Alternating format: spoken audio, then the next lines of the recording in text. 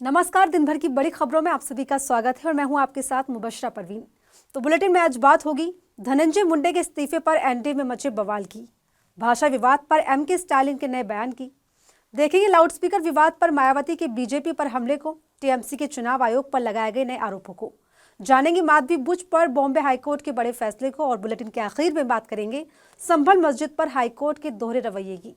इन सभी मुद्दों पर आज चर्चा करेंगे, लेकिन उससे पहले एक नजर अब तक की हेडलाइंस पर। कांग्रेस सांसद राहुल गांधी ने मोदी सरकार पर साधा निशाना, कहा बेरोजगारी, महंगाई और झूठ का थोक में उत्पादन हुआ। एनसीएससी और एनसीबीसी पर खाली पदों को लेकर लिखा पत्र। महाराष्ट्र में औरंगजेब को लेकर दिए बयान के मामले में सपा नेता अबू आजमी ने माफी मांगी। ठाणे में केस दर्ज, एनडीए ने जमकर किया विरोध प्रदर्शन। औरंगजेब को लेकर मंदिर बनवाने का किया था दावा। दिलीप जायसवाल बने बिहार भाजपा के नए प्रदेश अध्यक्ष। मंत्री मनोहर लाल खट्टर ने किया ऐलान। उप मुख्यमंत्री सम्राट चौधरी बोले बहुमत से बनेगी एनडीए सरकार। किसानों के धरने पर पंजाब के सीएम भगवंत मान का बड़ा बयान, कहा कभी रेल रोको कभी सड़क रोको, पंजाब धरनों का बनता जा रहा राज्य। बीते दिन किसानों के साथ मुलाकात पर जताई थी नाराजगी। चैंपियंस ट्रॉफी 2025 के पहले सेमीफाइनल मैच में भारत और ऑस्ट्रेलिया की टक्कर, दोनों टीमों के बीच फाइनल में पहुंचने की जंग। और अब खबरें विस्तार से और बात करते हैं आज की सबसे बड़ी और अहम खबर की। महाराष्ट्र की राजनीति में एनसीपी के नेता और महाराष्ट्र सरकार में मंत्री धनंजय मुंडे के इस्तीफे पर जबरदस्त घमासान मच गया है। विपक्ष इस मुद्दे पर एनडीए पर हमलावर हो गई है, तो वहीं खुद एनडीए में से लेकर दो फाड़ जैसे हालात दिखाई देने लगे हैं। तो क्या है पूरा मामला और क्या है इस्तीफे की असली कहानी, जानने के लिए देखिए रिपोर्ट। महाराष्ट्र की राजनीति से इस वक्त की सबसे बड़ी खबर यही है कि एनसीपी के नेता और महाराष्ट्र सरकार में मंत्री धनंजय मुंडे ने अपने पद से इस्तीफा दे दिया है, जिसने राज्य में सियासी सरगर्मियों को तेज कर दिया। इस्तीफे को लेकर कई सवाल खड़े हो रहे, जिसकी वजह है बीजेपी नेता और मुख्यमंत्री देवेंद्र फडणवीस ने मुंडे से इस्तीफे की मांग की थी। बता दें, धनंजय मुंडे ने आज यानी 4 मार्च को सचिवालय में सीएम देवेंद्र फडणवीस से मुलाकात की। इसके बाद उन्हें इस्तीफा सौंप दिया। महाराष्ट्र के मंत्री श्री धनंजय मुंडे, इन्होंने अपने पद का इस्तीफा मुझे सौंपा। मैंने ये इस्तीफा स्वीकृत किया है और अगली कार्रवाई के लिए मैंने ये इस्तीफा राज्यपाल जी के पास भेज दिया है। आपको बता दें, धनंजय मुंडे महाराष्ट्र सरकार में खाद्य और नागरिक आपूर्ति विभाग संभाल रहे थे। साथ ही बीड जिले के परली विधानसभा सीट से एनसीपी के विधायक थे। धनंजय मुंडे पर पिछले साल दिसंबर महीने में बीड में एक सरपंच संतोष देशमुख की हत्या के मामले में शामिल होने के आरोप लगे हैं। इस मामले में मुंडे के करीबी को जब से गिरफ्तार किया गया था, तभी से मुंडे पर इस्तीफा देने का दबाव बढ़ रहा था। जानकारी के मुताबिक इस मुद्दे पर सोमवार की रात को सीएम फडणवीस ने एनसीपी नेताओं के साथ एक जरूरी बैठक की, जहां सीएम फडणवीस ने मुंडे से इस्तीफा मांगा। बता दें, इससे पहले भी कई बार मुंडे पर अलग अलग आरोप लग चुके हैं, जिसको लेकर विपक्ष भी उनके इस्तीफे की मांग कर चुका। बताते चले, धनंजय मुंडे की राजनीतिक विरासत काफी बड़ी है। 2019 में धनंजय महाविकास आघाड़ी सरकार में मंत्री थे और इससे पहले वो एनसीपी में भी रह चुके हैं। 2014 में धनंजय मुंडे ने पंकजा के खिलाफ चुनाव लड़ा था, जिसमें वो हार गए थे। इसके बाद 2019 में वो फिर चुनाव लड़े और इस बार उन्होंने पंकजा मुंडे को हरा दिया। ऐसे में मुंडे के इस्तीफे के पीछे कई सियासी मायने निकाले जा रहे हैं, जिसको लेकर उठ रहे सवाल और संशयों से जल्द पर्दा उठने की उम्मीद है। तमिलनाडु के मुख्यमंत्री एमके स्टालिन ट्राई लैंग्वेज के मुद्दे पर मोदी सरकार को दो टूक जवाब दे रहे हैं। स्टालिन एक के बाद एक इस मुद्दे पर दोहरा रहे हैं कि दक्षिणी राज्यों पर हिंदी ना थोपी जाए। इसी कड़ी में एक बार फिर मोदी सरकार पर सीधा हमला बोलते हुए स्टालिन ने बड़ी बात कह दी। तो क्या कुछ कहा, देखिए इस रिपोर्ट में। तमिलनाडु के मुख्यमंत्री और डीएमके के अध्यक्ष एमके स्टालिन इन दिनों अपने सख्त तेवर के लिए सुर्खियों में बने हुए हैं। दरअसल केंद्र की नई शिक्षा नीति को स्टालिन कथित तौर पर हिंदी थोपे जाने के बीजेपी के अभियान से जोड़ रहे हैं, जिसको लेकर स्टालिन ने पीएम मोदी के खिलाफ अभियान छेड़ा हुआ है, जो गुजरते दिन के साथ बढ़ता जा रहा है। स्टालिन इस मुद्दे पर अपने बेबाक बयानों से नहीं चूक रहे। इसी कड़ी में एक बार फिर स्टालिन ने दोहरा दिया कि हम सिर्फ इतना चाहते हैं कि हिंदी को हम पर थोपना बंद किया जाए। दरअसल एमके स्टालिन ने मंगलवार 4 मार्च को तमिलनाडु और अन्य दक्षिणी राज्यों में हिंदी भाषा को कथित तौर पर थोपने को रोकने की मांग करते हुए कहा कि राज्य कभी नहीं चाहते थे कि उत्तरी राज्य की उनकी भाषाएं सीखे। पिछले कुछ सालों में दक्षिणी राज्यों को हिंदी सीखने के लिए दक्षिण भारत हिंदी प्रचार सभा की स्थापना की गई, लेकिन देश के उत्तरी हिस्से में उन्हें किसी अन्य भाषा को संरक्षित करने के लिए उत्तर भारत तमिल प्रचार सभा की स्थापना कभी नहीं की गई। इसके साथ ही मोदी सरकार पर सीधा हमला बोलते हुए स्टालिन ने कहा, हम बस इतना चाहते हैं कि हम पर हिंदी थोपना बंद हो। अगर भाजपा शासित राज्य 3 या 30 भाषाएं सीखना चाहते हैं तो उन्हें करने दे, तमिलनाडु को अकेला छोड़ दे। बता दें, इससे पहले भी 3 मार्च को सीएम स्टालिन ने तर्क दिया था कि अगर उत्तर भारत में छात्रों को 2 भाषाएं ठीक से सिखाई गई तो दक्षिणी छात्रों को तीसरी भाषा सीखने की क्या जरूरत। इधर तमिलनाडु के उप मुख्यमंत्री उदयनिधि स्टालिन ने भी केंद्र सरकार की तरफ से राज्य पर हिंदी थोपने के कथित प्रयासों के खिलाफ कड़ी चेतावनी दी। उन्होंने घोषणा की कि तमिलनाडु कभी भी नई शिक्षा नीति और किसी भी रूप में हिंदी थोपने को स्वीकार नहीं करेगा। ऐसे में इस मामले पर विवाद बढ़ता जा रहा है। एमके स्टालिन के सख्त तेवर भी बीजेपी की परेशानी बढ़ा रहे हैं। देखना होगा कि आगे इस मुद्दे पर केंद्र की तरफ से क्या प्रतिक्रिया सामने आती है। बहुजन समाज पार्टी चीफ मायावती इन दिनों अपने बड़े फैसलों के चलते सुर्खियों में बनी हुई है। अभी हाल ही में उन्होंने अपने भतीजे आकाश आनंद को सभी पदों से हटाकर पार्टी से बाहर का रास्ता दिखा दिया। इसी कड़ी में मायावती ने यूपी में लाउडस्पीकर पर चल रहे विवाद पर बीजेपी पर जमकर हमला बोला, साथ ही कई सारे सवाल भी खड़े किए। तो क्या है पूरा मामला, देखिए इस रिपोर्ट में। यूपी की सियासत में इस वक्त जबरदस्त उठापटक देखने को मिल रही है। चुनाव से पहले ही सभी राजनीतिक पार्टियां 27 को साधने में जुट गई है। ऐसे में जहां एक तरफ बीजेपी की योगी सरकार कुंभ की सफलता का दम भर रही है, तो वहीं दूसरी तरफ विपक्षी पार्टियों के बड़े एक्शन भी यूपी की सियासत को गर्म कर रहे हैं। 2024 के लोकसभा चुनाव में हाशिए पर पहुंची बहुजन समाज पार्टी चीफ मायावती एक के बाद एक एक्शन मोड में दिखाई दे रही है। अपने भतीजे आकाश आनंद पर बड़ी कार्रवाई के बाद मायावती ने मुसलमानों को लेकर बयान दिया। उन्होंने रमजान में लाउडस्पीकर उतारे जाने की कार्रवाई पर तीखी प्रतिक्रिया देते हुए कहा कि सरकार को बिना पक्षपात के सभी धर्मों के साथ एक जैसा बर्ताव करना चाहिए। इस मुद्दे पर बीजेपी को आड़े हाथ लेते हुए बसपा सुप्रीमो ने सोशल मीडिया प्लेटफॉर्म पर पोस्ट करते हुए लिखा, भारत सभी धर्मों को सम्मान देने वाला धर्मनिरपेक्ष देश है। ऐसे में केंद्र और राज्य सरकारों को बिना पक्षपात के सभी धर्मों के मानने वालों के साथ एक जैसा बर्ताव करना चाहिए। किंतु अब मुसलमानों के साथ धार्मिक मामलों में जो भी सोतेला रवैया अपनाया जा रहा है वो न्याय संगत नहीं।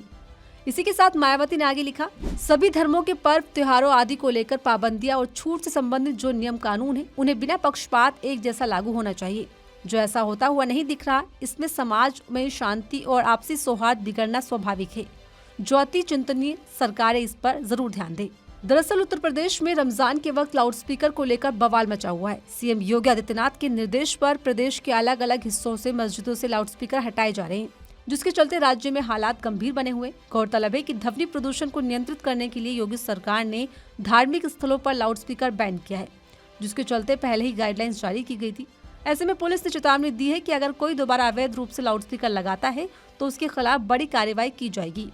ऐसे में तमाम विपक्षी पार्टियां इस मुद्दे पर बीजेपी सरकार की मुस्लिमों के प्रति मंशा और नफरत पर योगी सरकार को घेर रही है।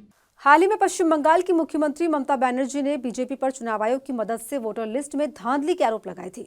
इसके बाद राज्य में 2 अलग अलग राज्यों के वोटरों के एक समान वोटर कार्ड यानी कि एपिक नंबर पर भी सवाल उठे, जिस पर इलेक्शन कमीशन को सफाई देनी पड़ी। लेकिन अब दोबारा टीएमसी ने चुनाव आयोग के उसी नियम पर घेर लिया है। तो क्या है पूरा मामला, देखिए इस रिपोर्ट में। चुनाव आयोग की साख पर पिछले कुछ वक्त से जिस तरीके से सवाल खड़े हो रहे हैं वो दिखा रहा है कि वाकई चुनाव आयोग मोदी सरकार की मिलीभगत के साथ काम कर रहा है। हालांकि बावजूद इसके विपक्ष के तमाम आरोपों, सबूतों और सवालों को नजरअंदाज करके चुनाव आयोग की मनमानी जारी है, जिस पर ममता बनर्जी ने फिर से सवाल उठा दिए हैं। और न सिर्फ सवाल उठाए हैं बल्कि चुनाव आयोग को उसी की भाषा में जवाब देकर घेर लिया है। दरअसल 2 लोगों के एपिक यानी वोटर ID कार्ड के नंबर एक जैसे कैसे हो गए, पिछले कई दिनों से इस सवाल पर विवाद जारी है। पश्चिम बंगाल में तृणमूल कांग्रेस ने इस मामले को लेकर चुनाव आयोग और भारतीय जनता पार्टी पर गंभीर आरोप भी लगाए। ममता बनर्जी ने कहा कि अगले साल होने वाले राज्य के विधानसभा चुनाव को लेकर वोटर लिस्ट में गड़बड़ी अव्वल दर्जे से की जा रही है। लेकिन हर बार की तरह ही चुनाव आयोग और बीजेपी ने इन आरोपों को खंडन कर दिया। इतना ही नहीं, इलेक्शन कमीशन ने इसको लेकर एक लंबा चौड़ा जवाब भी पेश किया।